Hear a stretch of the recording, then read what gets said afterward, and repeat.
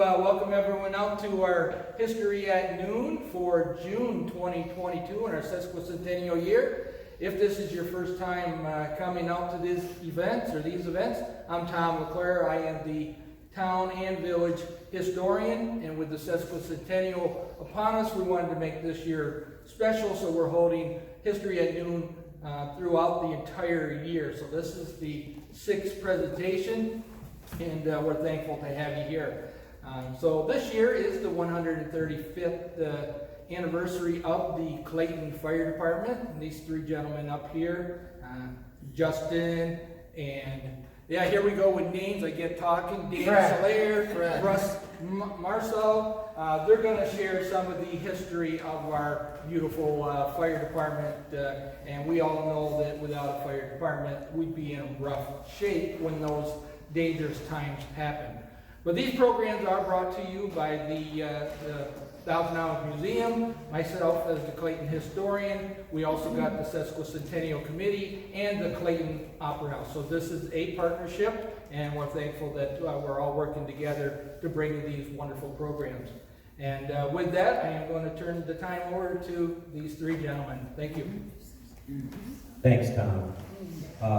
As Tom said, I'm Justin Taylor, and I'm the young kid. I'm the young kid up here.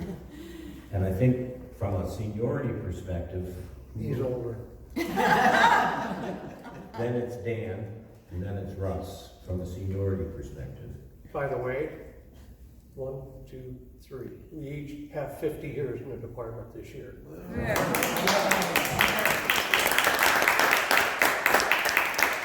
So when Tom asked to do a history of the Clayton Fire Department, we really started to look for the history of the fire department. And that started several months ago, and Linda Schleher volunteered. That's Danny's better half, and that's an understatement. We started up in the records room at the new Clayton Fire Station up on Grave Street, and we found an awful lot of artifacts.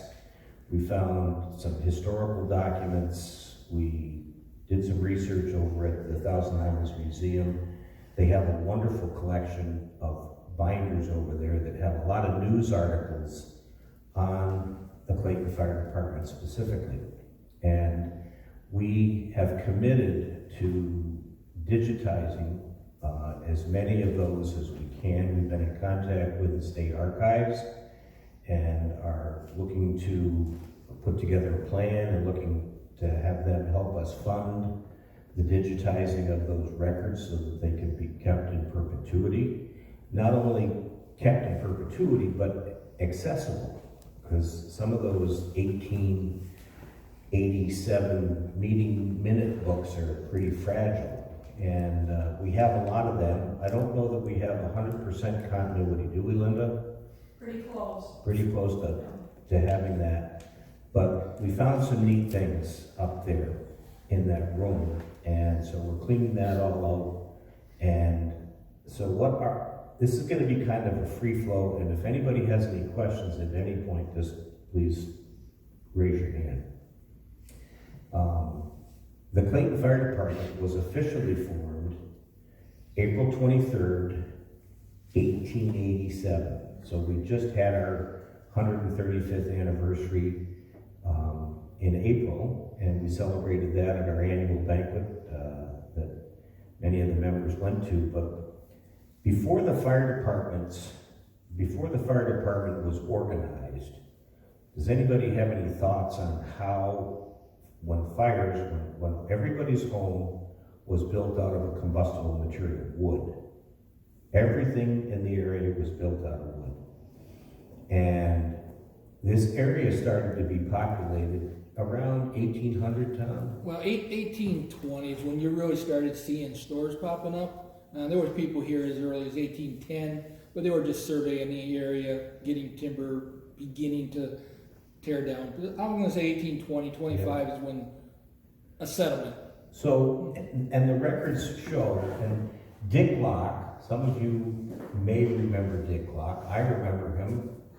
Yeah, and Bill Bender. Bill was a was a photographer that took a lot of pictures, but Dick Locke put together a history that takes us up through like the 1950s, which is kind of cool. And he said, from the old files and fading records of yesteryear, we were able to write a brief but interesting history of one of the most efficient volunteer fire departments in our country. The history of Clayton and its fire laddies. So we must have had a nickname at that point, Fire Laddies.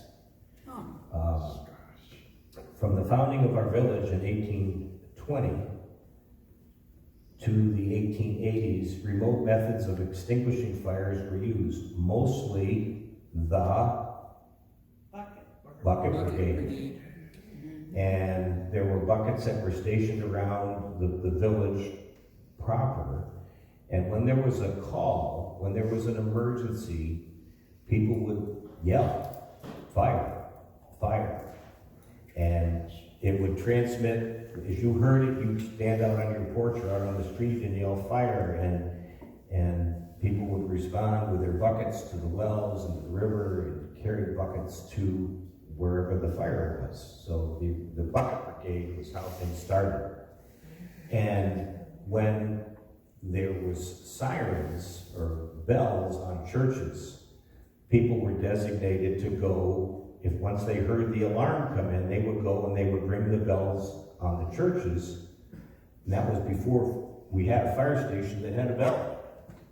And that would really get everybody going. And I think I read in some of the village minutes, it said that the village strongly encouraged every able-bodied man and boy when there was an emergency to respond to wherever the emergency was. So, by 1885, when our village was gaining prominence as a summer colony and many outstanding people were gradually buying island property, we were gifted by Charles Emery, the former owner of Calumet Island, the Calumet Castle. He realized that there was a lack of fire equipment in town, and he made a donation to the fire department for the Clayton Fire Brigade and the St. Lawrence Hose Companies. Now, the fire department had not been officially formed at that point, but there was a group of men that were part of the Fire Brigade, and the St. Lawrence Hose Company was a new Silsby fire engine that would pump 300 gallons per minute. Now, what do you think they used? What was the propulsion to make that pump go? Well, there were hand pumps prior to this. This was a steam engine, and the engine would turn the pump that would pump the water. And so I thought that was kind of interesting, and I'll go on. There's a neat little tidbit that was written in a reproduction of the fire department in a Watertown Times article in 1942, and I'll read a quote from that at that point. In 1887, on April 23rd, the Clayton Fire Department was officially organized and consisted of approximately 35 volunteer members, and Chief John Phelan was selected as the first leader of the Clayton's newly organized fire company. This organization replaced the St. Lawrence Hose Company and the Fire Brigade organization that was organized sometimes earlier. Now that Clayton finally had a firefighting organization, it was determined to advance and improve in short order. 2 hose companies were organized to support the engine, and rivalry sprang up as to which company would get to the fire first. Equipment was then stored in the Reese barn on Upper Merrick Street at the rear of the lot, which is now located the large N.E. Farr estate. It was on Merrick Street, and so I don't know whether Upper is this end or whether Upper is the other end. Do you have any correlation to that? On Upper Merrick Street and the rear of the lot, all of these old landmarks have been previously removed in improvements of the present property. In 1890, action was started to construct a modern fire station. That's 130 years ago. By November 10th, 1891, this new station was ready for use, and the fire company held its first fire meeting at their new quarters on this date. Previous to this, meetings had been held at the G.M. Skinner shop, which I believe was the Skinner, was this fishing It would be. lures. So I think that was over on James Street where Bud Deer's and the Napa store, and now it's the Cal shop was located. So they held it in the fire chief's place of business. That's where they held their meetings. And later in Foley's shoe store. Mr. John Foley was chief at the time the new engine house was constructed, and everyone in Clayton was proud of the new fire department headquarters. And that headquarters, if I have it correctly, was located up on Mary Street, kitty corner to where the municipal building is now. There's kind of a vacant lot there, and I would say it was behind one of Jim Snobber's houses. But if you went to go around the square, the center square, it would be where the parking lot is to the northeast of the current municipal building. Yeah, right across the street. Right across the street. And I don't have this in a picture that and you can look at it afterwards. This is a photo that was, I'm sure this photo was down at the museum, but there's a picture of the fire station, and I believe it was unheated.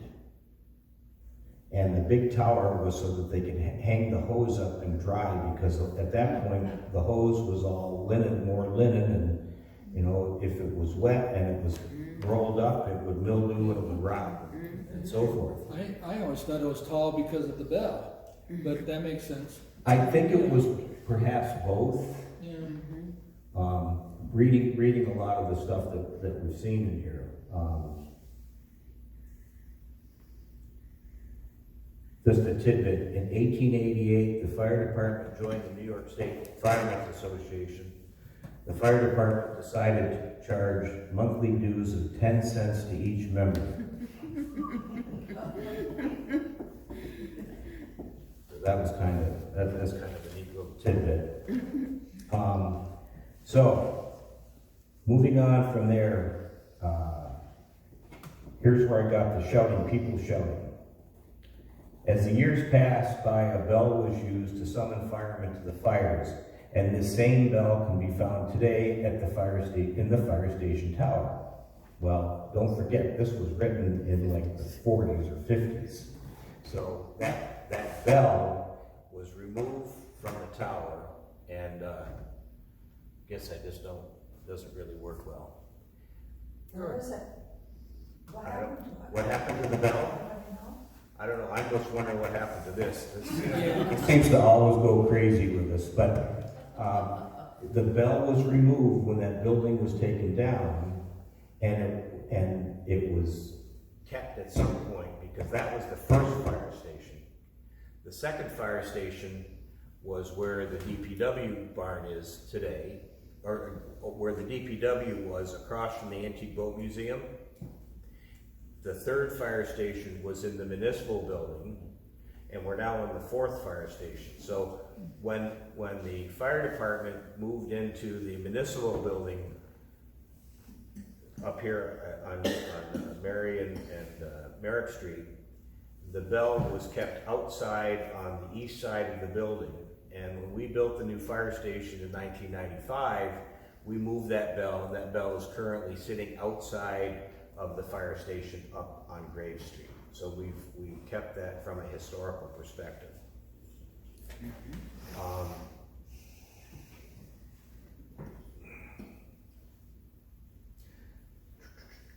Previous to the purchase of the bell, the firemen depended on other methods of sending alarms, such as ringing of various church bells and the blowing of old mill whistles. Many times delay was caused in the spreading of a fire alarm. People had to shout out, "Fire! Fire!" Their calls carried to some other person who relayed the call to someone nearby. The bell or the alarm was able to ring the call for firemen. Other times, it necessitated men running long distances From the scene of the fire to the fire station to ring the alarm, they run all the way back to the scene of the fire with hose carts and horse-drawn steam engines. Our department expanded to another steam engine that was purchased to assist the Silsbee engine with 2 steam pumpers. Clayton really could boast of good fire equipment. Certain teams of horses owned by various individuals in the village were designated to respond to the fire station in case of fire, and usually this developed into a race to see which team owner would be the first, thus added the efficiency of the fire department. So the fire department didn't own any horses, but people in the village or in the community would respond with their horses to the fire station and hook up to the steam pumpers. And that was, I think there's still kind of a competition to do that. So I just thought that, going back into history, just to think about that is the whole community. If there was an emergency, the whole community was really involved, whether you were a formal member of the fire department or whether you were just a community member, you participated and helped in the emergency. Soon a ladder truck was needed, and thus a horse-drawn hook and ladder truck was added to the fire department, and we still have that up in what we call Station 2, across from the fire station, and we've managed to keep that in essentially good order. And I have to give tribute to a lot of the antique equipment that we have. Really was Bill Bender took a close attention to that, and he painted it and he preserved it. He took pictures of it, and at some point we're gonna fine tune this presentation and have nice graphics and pictures that we can put up on PowerPoint, and maybe even be available on our website. But I think that from my perspective, having to have someone that you didn't know, that it wasn't the fireman going to the fire station, it was somebody else showing up with a team of horses to pull the ladder, to pull the steam engine to the fire station. And I guess I'm going to talk about that steam engine. There's an article, this is a reprint from 1942. An emergency test came in Clayton's $100,000 fire on November 5th, 1887.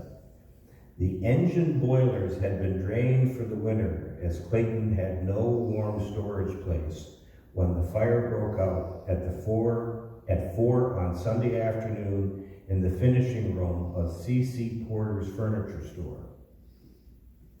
Just right by the museum. Over by yep. Located where the Ford garage is now. In 10 minutes, the boilers of the engine were filled with water, and 5 minutes later, 2 streams of water were played on the fire. In a special fire supplement written at 4:10 the next morning, quote, on the St. Lawrence, Clayton's newspaper reported, "The Silsbee engine is now singing the same tune it started at sundown yesterday. Engineer Manson and Assistant Hill stood by the Silsbee engine from Sunday sunset until Monday daylight. They worked like beavers and were ably assisted by Will Avery, Sidney Griffin, and Ed Broadway."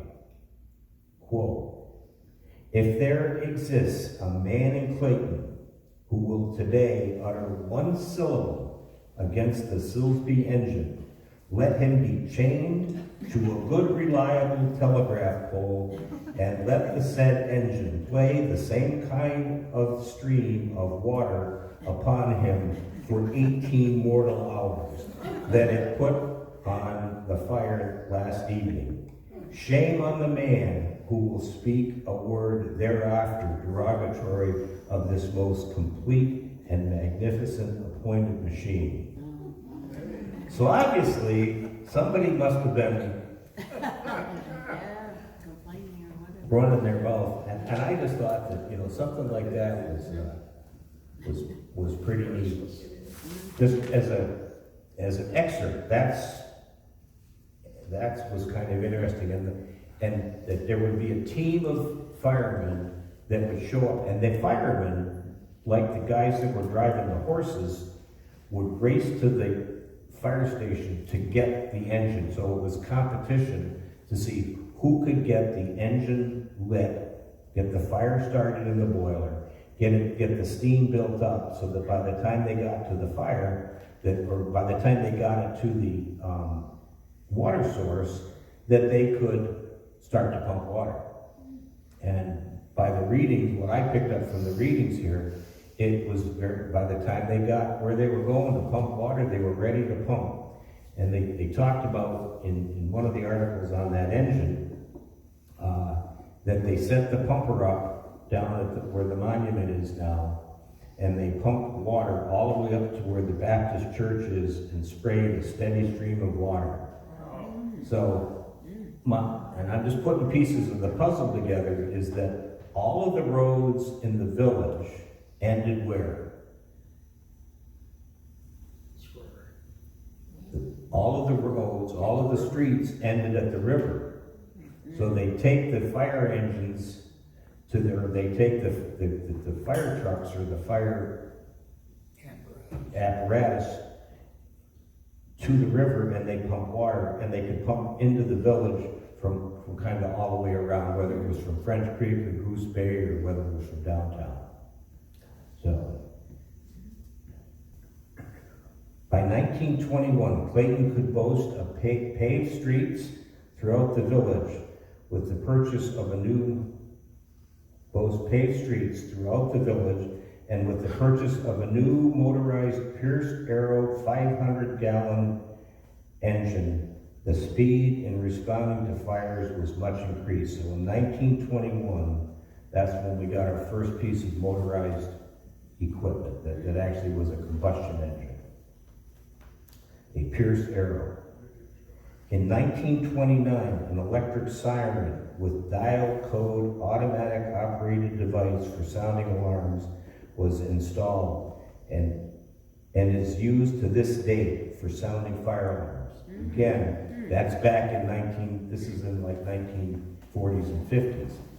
And the way that when you went to the fire station, wherever there was a call, the village was divided into four quadrants based on the center of town up at the park.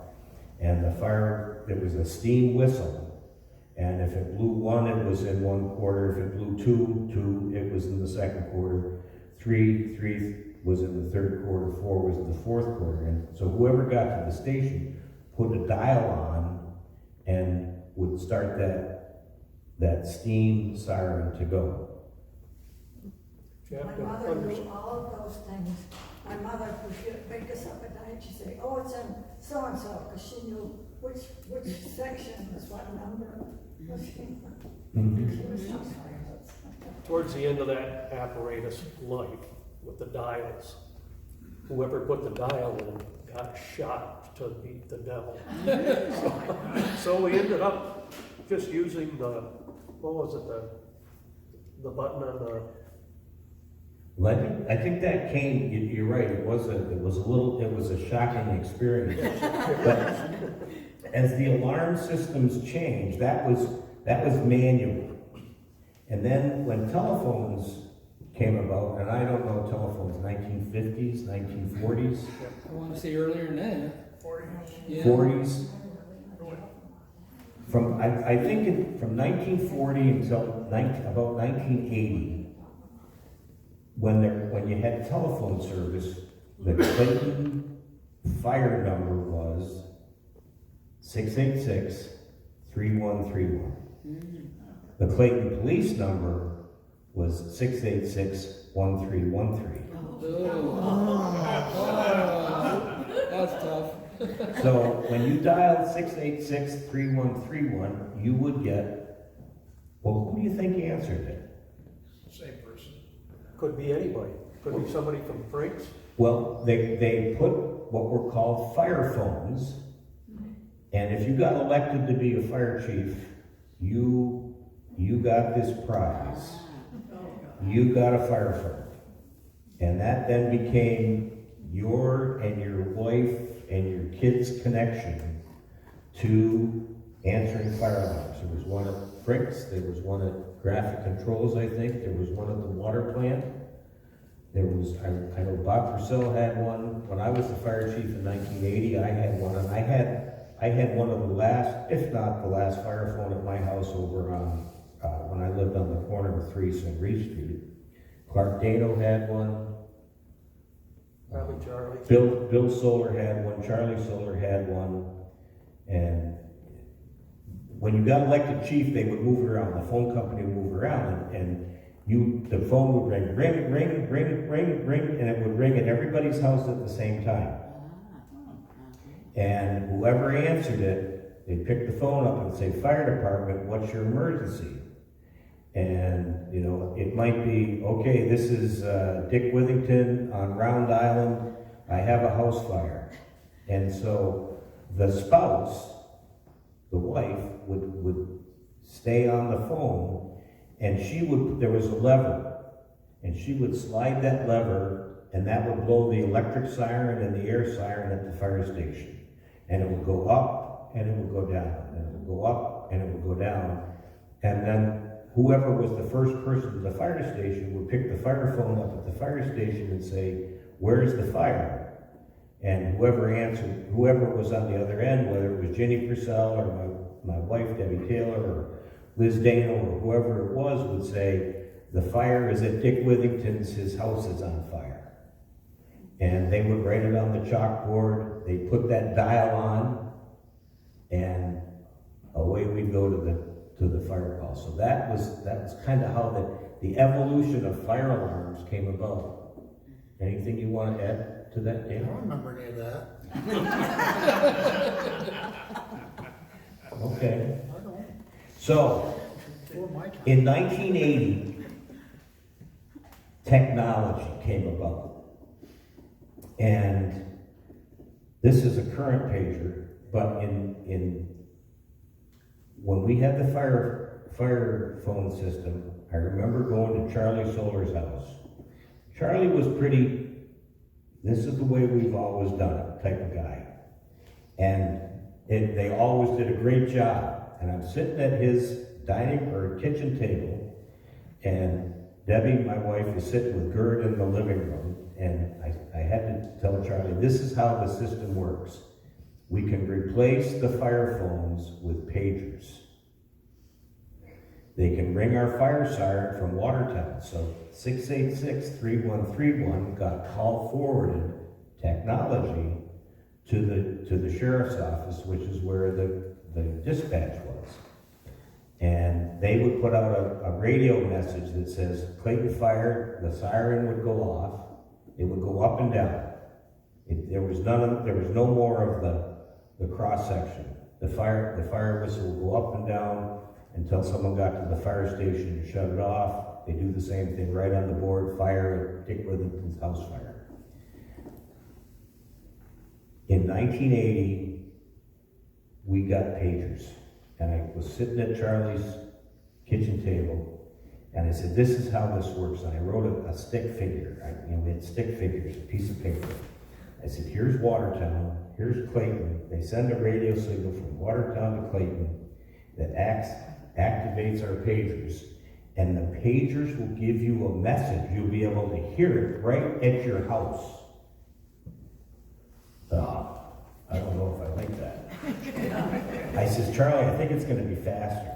We get to the next fire meeting, and we're talking about it, And Charlie made a motion, and he says, I make a motion that we buy 6 pagers every year until every member of the fire department has one.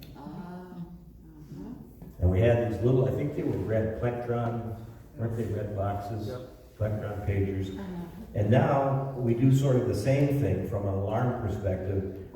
This is our primary source, but we can Battery, high. let's see if I can do this. Message 1. This is this morning.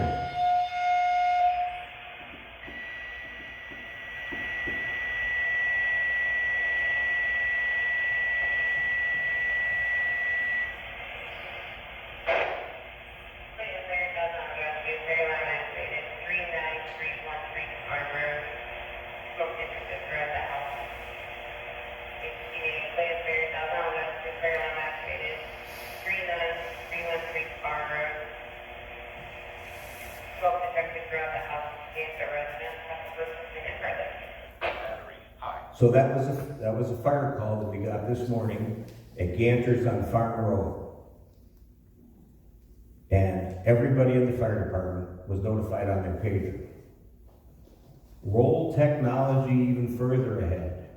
We get a page on our phone that gives us a map, shows us exactly where the call is, and it gives us an opportunity at that point to punch in there and say, okay, I'm going to respond to the fire scene, or I'm going to go to the fire station, or I'm going to go to the fireboat, wherever, whatever there's, or I'm not available, so that the rest of the fire department can see where the fire call is. So technology is pretty neat today. The fire department, when things became motorized, we had the Pierce pumper, the Pierce Arrow, and then I think that was what we called Truck 1. Truck 2 was a Lincoln car. That was designed to go out in the community, outside of the village. Truck 3 was a 1946 Brockway. There's a picture of it over on the panel board here. And that was built here in Clayton by FAE Fire Equipment, Phillips Company. Yep. So that was a 1946 Brockway. The truck chassis was built down in Portland, where Brockway motor trucks were built, and it came to Clayton and it was put together. And that was kind of a finicky old truck. And you heard us talk about people racing to the fire station. That was Joe Castleman's truck. And you always waited for Joe Castleman, who was the water superintendent at the time. He ran the pump station. That was Joe Cass's truck. And he would always come by it, and it had a chrome radiator on the front, and he'd give it a little, come on, baby, let's do it. And I know that when I was given permission to drive that truck in the late 70s, he said, you treat it well and it will treat you well. Mm-hmm. And we had a 1950s, I think it was a 56 GMC, and that truck is over there also. And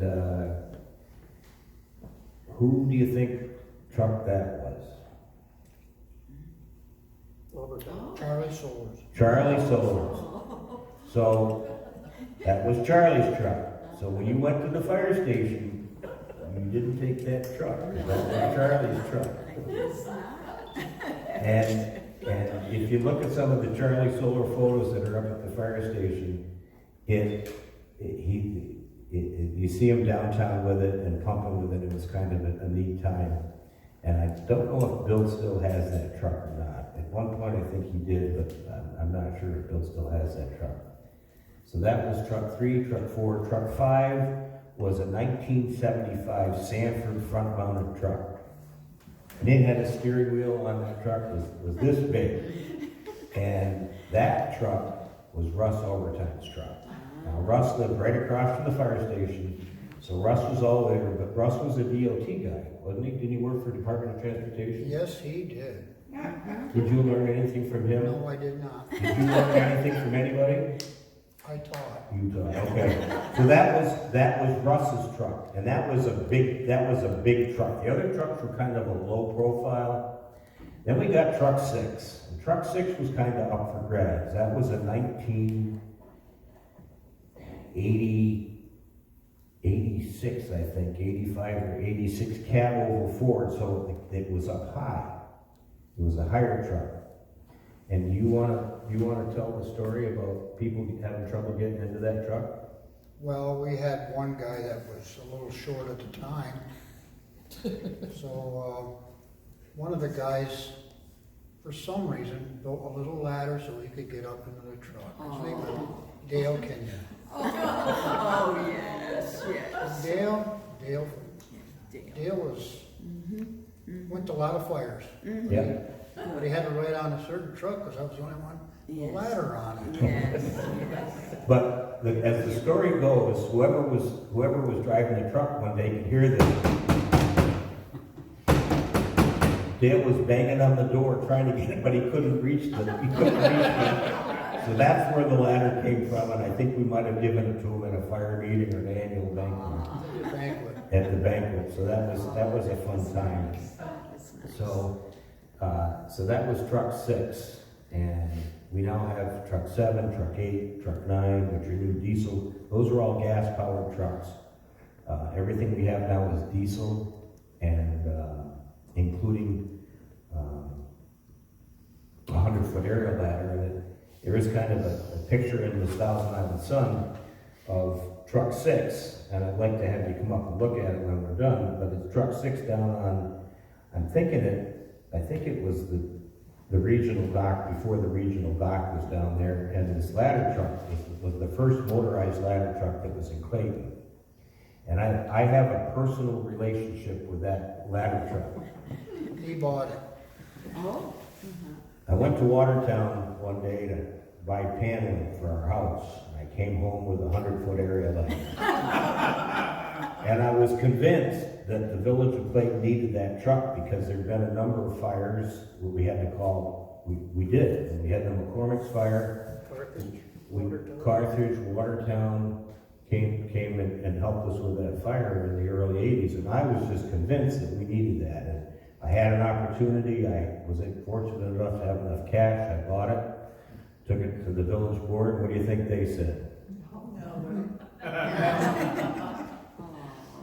So I refurbished the whole truck. They were great. They said, you can leave that truck in the fire station as long as you want, but you got to provide us with $1 million liability policy.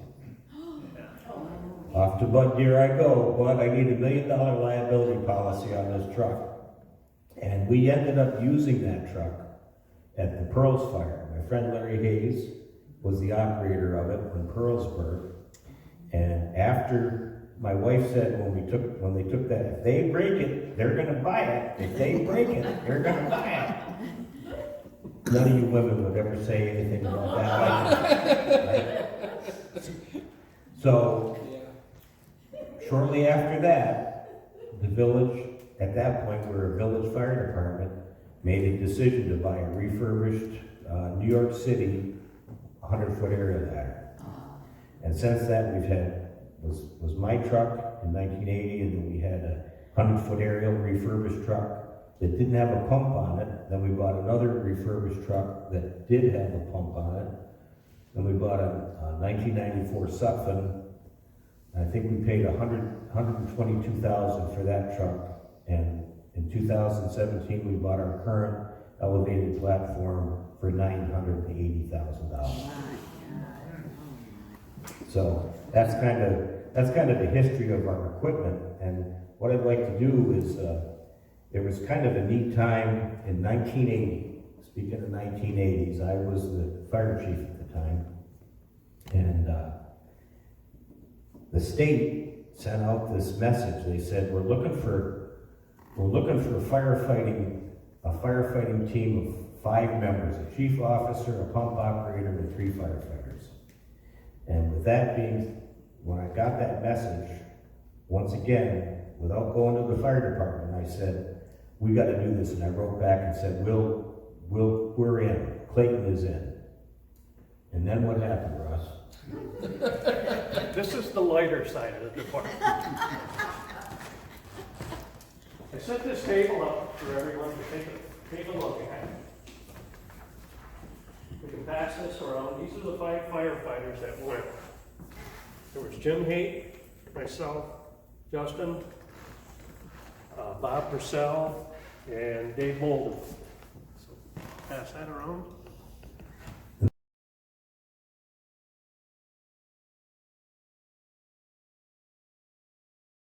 And the picture that is the fire truck that we manned when we were in Lake Placid. When we got there, I think it was like 4 hours it took us to get our IDs, our meal tickets. They showed us where we were staying up in trailer heaven. I don't even think we stayed in the trailer the first night. I think we went right to work. We went right to CMDA, which is Center of Music, Drama, and Arts. They had a big garage there.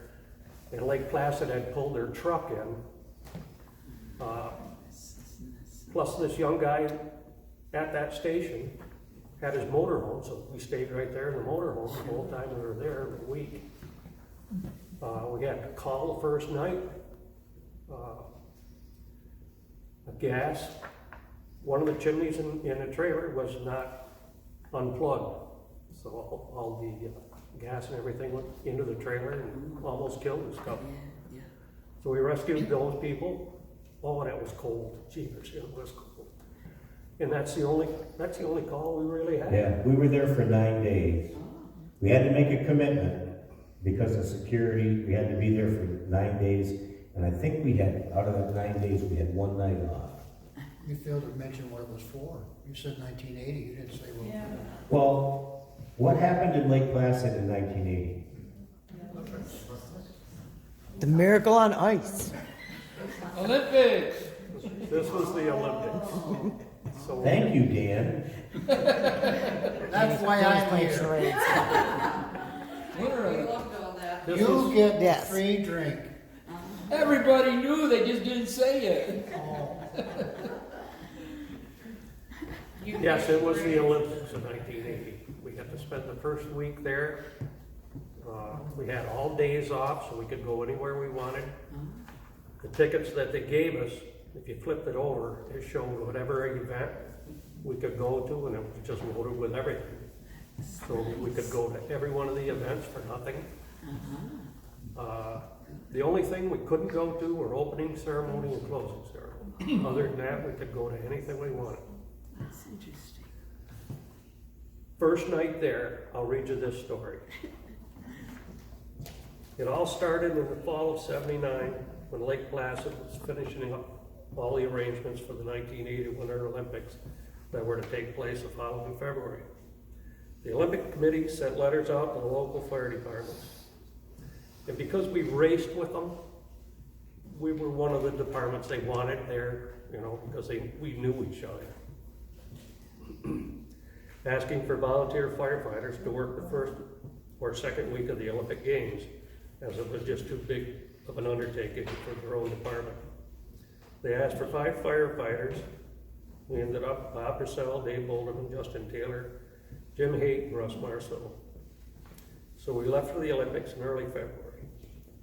I remember when we got there, it was clear, sunny, and cold. We located our living quarters in Trailer City behind the Holiday Inn and dropped off our belongings.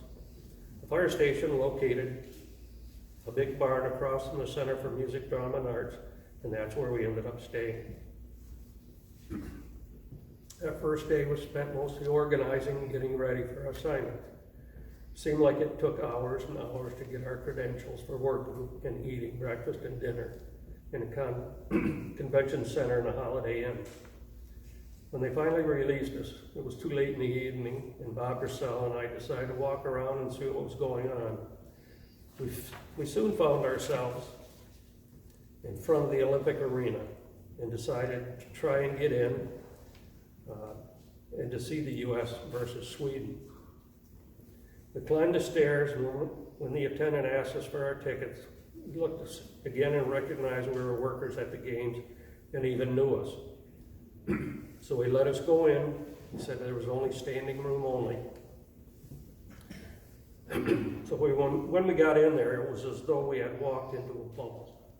You could see everything on the ice, but there was absolutely no noise. It was about midway through this third period, and the U.S. was down a goal, 2-1, and it was absolutely eerie how quiet it was. Bob looked at me and said, "There's something wrong here." And he immediately turned towards the ice, cupped his hands to his mouth, and shouted as loud as he could, "Let's go USA." Well, not wanting to be left out on a good thing, I joined right in. Let's go USA. And it was one of those spontaneous actions that have an immediate reaction. People looked around like we were crazy. They picked up on the chant too. Pretty soon, there were 20 to 30 of us doing it. It was getting noisier. At that point, I was getting goosebumps. Even some of the local hockey players looked up. We were on a roll.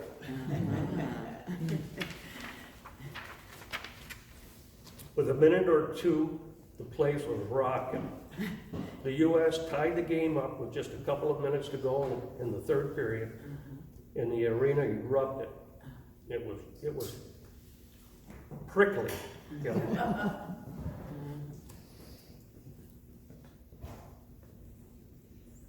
I still have those pictures, but I don't know how I got them. I was shaking so bad. By tying the game with Sweden, the U.S. was able to stay in contention for the medal round. And do you believe in miracles? Now you're probably saying we're full of it, but that's the way it really happened. And I know Bob probably had nothing to do with the U.S. tying the game, but I wonder. I have a lot of pictures over here I took. There's memorabilia, canceled postcards with the Olympics. Does everybody remember Peggy Fleming? Yeah. And there's her autograph. Oh, yes, that's right. Enjoy yourselves and take a look when we're finished. What was kind of neat about that is we had these passes. They were green or blue, as I recall. And as Russ said, we got into every one of the venues for free. And we could take the radio taxis. We could get on the little buses that were driving around, and there was no charge. We could go any place in the Olympic Village because there was no personal cars allowed in there. But those relationships that we established in 1980 at the Olympics still are alive today with friends of ours up there in the fire department. Relationships that we made ended up in some marriages and might end up in a divorce or two. But we still have a very, very strong relationship with the Lake Placid Fire Department. And we race with them. Dan, you want to say anything about the racing team? Yes, I'd like to talk a little bit. I got a couple of things. My wife said, keep it short. First of all, Carrie, you want this? No. First of all, what I'd like to say, when I first got in the fire department, as you just heard, I just put 50 years in. It's a long time. It's been a long time. Yes. But anyhow, when I first got in, and I'm sure some of you here know that our fundraisers were going around knocking on doors. I think our first one was when they come out with a 911 and we handed people something and you stuck it on your phone. Then we did the top finder thing where you put it in the window where the kids were. And back in the day when they had the water ski shows, we would walk down the lines with boots and get a collection then. So that's back in the days when we raised our own money to buy our own trucks, to buy everything. Today we have a fire district which you taxpayers or all taxpayers pay for. That's one thing I wanted to present. And secondly is I found that the first 30 years, they're not bad. The 20 years after, the first 30 years you're able to get up, go answer fires. You can play boom ball, you can play Water ball. you can play softball, you know, and you enjoy. But latter 20 years, now you go watch the fire, you go watch the blue ball game, you watch the softball game. So, things change, but you still go to the banquet. Still go to the banquet. And another thing I will say as seniors up here, we still do a lot to still fundraise for the fire department. And Justin can verify that if it wasn't for us older boys, a lot of things wouldn't be happening up there yet today, because for some reason, this younger generation, they might want to fight fire, but that's about it. So I would like to present that, and I'm not throwing stones at anybody, I just want to present that. We're still capable of doing something. Thank you. Yes. Right now, we've got, our membership is around 80, and that includes guys like myself and Dan and Russ. Dick Withington, 40 years, 42 years. And we're pretty fortunate that the younger generation really does look to us and ask us questions. But they're busy. They're doing a million things, and a lot of them don't have. They'll go to a fire call, but they won't participate in any of the fundraising. But fundraising for us hasn't been top on the priority list because, as Dan said, back in the early 90s, the fire district was formed, so 100% of our financial needs to buy equipment, to buy insurance, to pay for the repairs and gas and replacement equipment comes from the taxpayers. So you pay about 62 cents a thousand of your tax dollar, local tax dollar, when you get your town tax bill. That supports the fire department. And when we do a fundraising event, it's to buy shirts and it's to buy uniforms. And this is like 2 or 3 generations ago, but in some of the documents there, it talks about the fire department changing from having steel gray uniforms to the blue wool uniforms. And everybody hated the wool uniforms because we didn't wear them a lot in the wintertime. When we wore them when we were marching in parades in the summertime. And so they talk about the white stripes, and I'm going to ask Walt Cummins if he'll bury me in this. So that's my plan. This is my uniform. I'll get it dry clean, but I couldn't fit in it now. I think he'll probably rip the back off. He'll stitch it on me or something like that. But this was the jacket that I wore when we were Lake Placid. I think Russ still has his jacket there. So that was kind of neat. We've gone through 3 or 4 iterations of new uniforms since that time. And I just want to show, some of the things that the fire department has accomplished is we've got probably the best marine firefighting equipment in northern New York by far.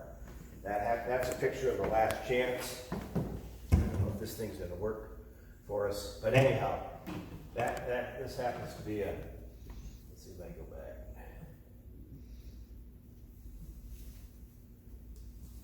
There's our first Last Chance. That was a shrimp boat that J.P. Lewis donated to the fire department. Because he said that the people on the islands need to have fire protection. And that boat sat at the end of the Mary Street dock. I don't have any recollection of it ever leaving the dock, but I know that it was a maintenance nightmare, and it went really, really, really slow. So that was the first Last Chance, and when he gave it to us, the condition was that the name of it was going to be The Last Chance. And there's the next boat. That's a 1968 River Queen hull, and it had twin 420, 383 Chrysler Marine engines, and we didn't think it went fast enough.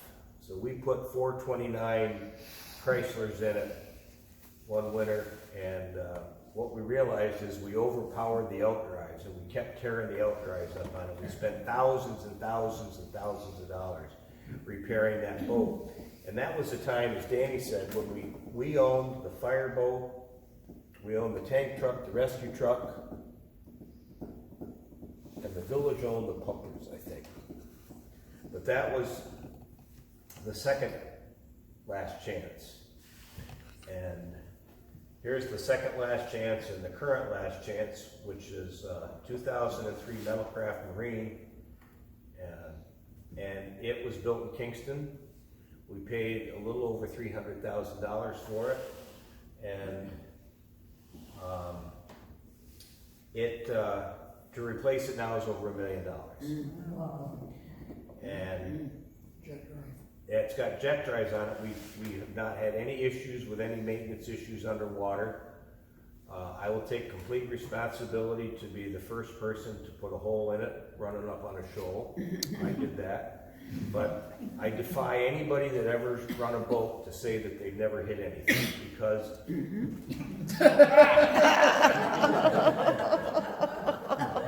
Just say what kind of boat. there you go.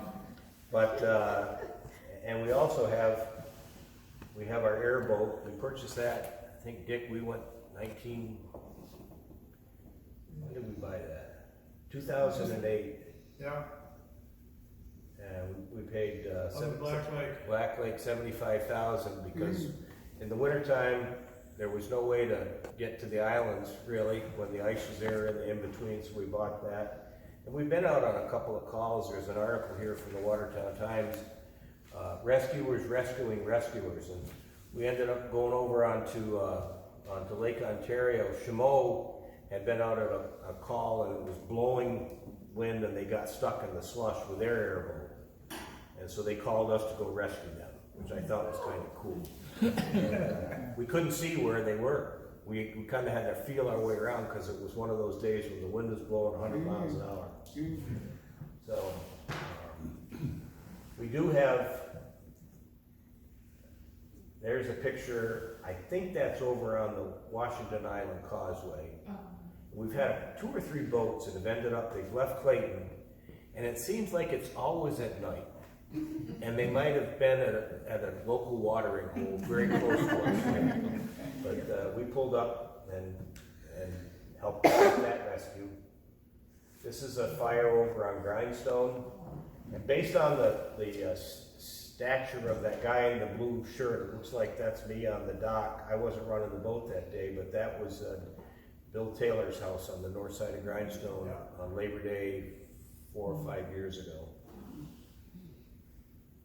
I don't know what this is, but it's in the wintertime. And that's a cottage fire, and you can see the streams of water on that. I'm thinking that this was a controlled burn on the north side of Grindstone, that they wanted that cottage gone because they were going to build something else there. And this is a call that we were going to, I think this was a couple years ago down in Alexandria Bay at Tennis Island. And I know Dick can speak to this because I think that's your boat, isn't it, out there, Dick? That's mine, yeah. Yeah, Stormy.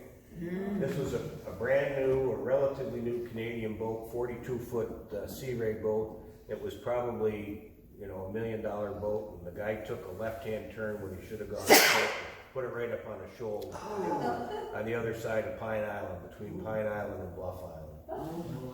He hit the buoy that was marking the shoal. Yeah. And we're always proud to put the last chance out on a parade. Yes. And we lead the antique boat parade every year, so that's kind of cool. And we do a little international stuff. Did you go with me to? No, Yes, you did. Brockville. Didn't you go to Brockville? I went to Ellis Bay. Went to Alex Bay. We go over to Brockville to the Tall Ships Landing, and that's actually the last chance sitting in front of the customs check-in in Brockville. So that's the last chance. This was a grass fire down on Carlton Island a couple years ago, so that's Cape Vincent. And this is that fire back over on Grindstone at Bill Taylor's. But we had Clayton Fire Department, we had Wellesley Island Fire Department, we had Alex Bay Fire Department, and I think we had a Canadian. Didn't Gananoque come to that, Dick? I think Stormy was there, that's Dick Withington's boat. So we had a lot of help with that. And this is kind of a neat picture. You probably say, what the heck is it? Yeah. This was a call over on Swiftwater Point at one of these $1 million island homes, and we got a call that they smelled smoke. And we used our thermal imaging camera, which was, again, technology, and the heat was inside that stone fireplace. That's where the heat signature was. So we chiseled, we could have torn the roof off the place. It had copper flashing roof. We could have torn the roof off the place and sprayed water down in, but we chiseled out the stone, and that's the timber that was burning inside. So we saved, we saved them a lot of money in repairs by doing that, but we used our technology to do that. And this is Welcome Island down in Alex Bay, several years ago, Marine call. And upper left, and these are pictures of the Fair Jean, which has been in Clayton. It's a Canadian cadet training naval training vessel, and the boat caught on fire out in Lake Ontario, about 25 miles offshore between Cape Vincent and Kingston. It was rough that day. I didn't go to that fire. I know Dick was part of that team, weren't you? I was captain on that one. Yeah. And Put the fire chief in the hospital. yeah. Well, the story that I like to tell about this is the Canadian Coast Guard out of Trenton came in a C-130 and they dove out of the boat and they landed and they got the people off the boat, and the Canadian Coast Guard came out with some of their boats and they helped, to make sure that the kids and everybody was safe. You know who put the fire out? Clayton Fire Department.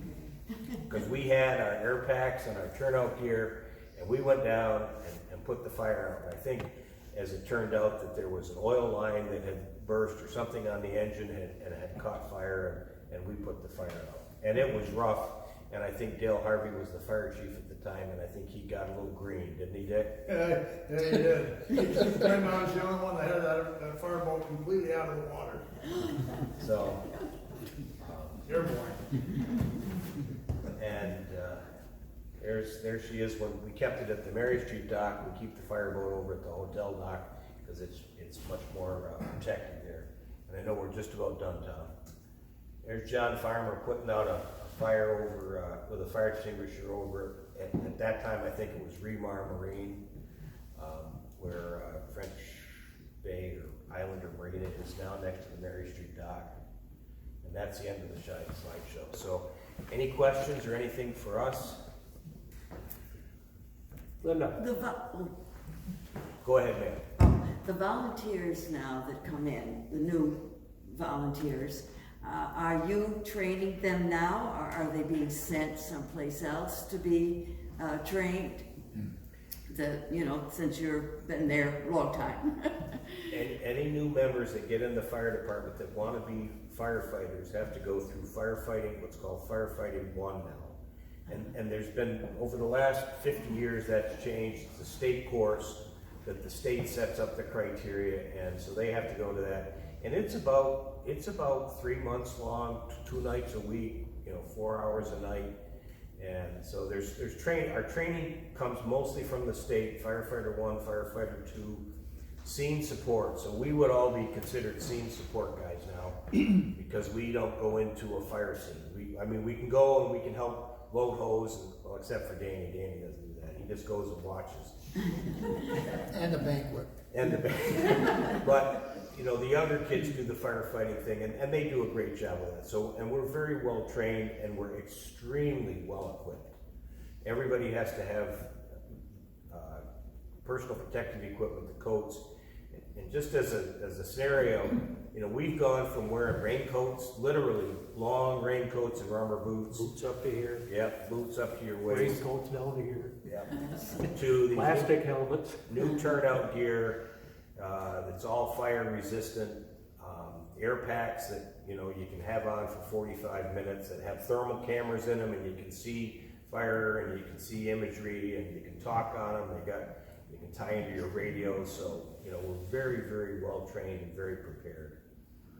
That's good to hear, and it's local, that the volunteers, the new people Yep. go. Yeah, pretty much for we're training. all from Clayton. And I shouldn't say we're all from Clayton, because what we're seeing in our fire department is that because we're really active and we have really good equipment, a lot of the younger folks and want to be part of a group that's pretty active, and we're pretty active. We respond to about 300 calls a year, so there's a lot of activity. And now with the advent of these pagers, they can live and respond, and stuff coming in on our phones. Well, that's good. How about introducing the high school kids to your program? Other than just going to the school and talking to them, do you have some of the kids come We have junior and firefighter program. present, and you present things to them? Yep, they show up at the station, they Very- go to meetings, they go. Very good, I'm glad to hear that. Yeah. Very, very And good. that's been a feeder, that's been a great feeder for our fire department with young kids, high school kids. Yes. And it got to be, a couple years ago, it was really a competition. So if you got a kid that was on the hockey team and he got in the fire department and his buddies on the hockey team, hey, that's kind of a cool thing. And, this year there's a young guy there, and he's kind of a geek. And I don't mind saying that, but he takes care of all of our electronic stuff. He does. And so he's part of the team. Good. We do have in-house training. Yep. Yes, all right, that's good to hear. We train twice a month. All right. Once on second Sunday of the month, and once on the third Monday night of the month. Okay, great. Yes, ma'am. How many women do you have on your team? Well, let me just read something here. You can all relate to this.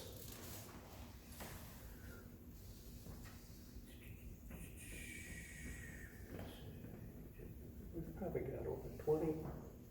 Yeah, we got a lot of women, but do you know who the first woman was in our fire department? Yeah, Debbie Fun. Yeah, I was gonna say. Lori Kessler? Kessler. Lori Duran, coffee maker. Yep. And for those of you that know Lori, you will know that she could withstand. She was a tough girl. She could take care of herself. So, but we've had many women in our department. They're welcome. Good. They're part of the team. There's some of the stuff where there's men. That's kind of all gone by. And speaking of gone by, anybody have any idea except for you two, what this box is? Any idea what it is? It comes with these little pills.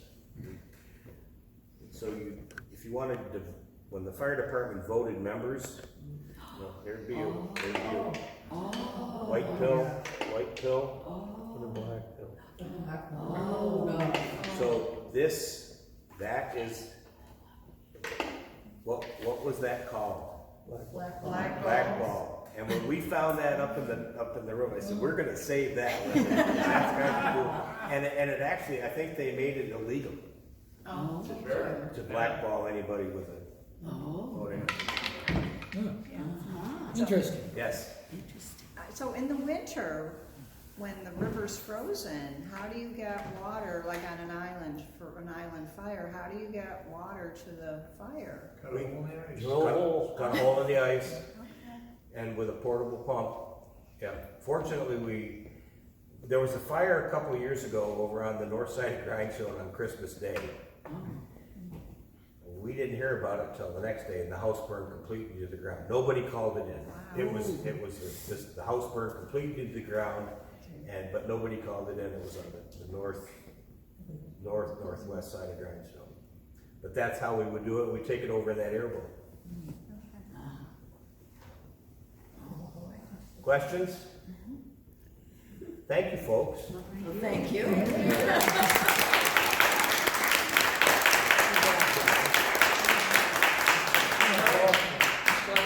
I do have a certificate here, Justin. I know you were taking the lead, so there's a certificate And here's one for the entire fire department. And hopefully you take back and share with all the firemen and women. But thank you for providing today's.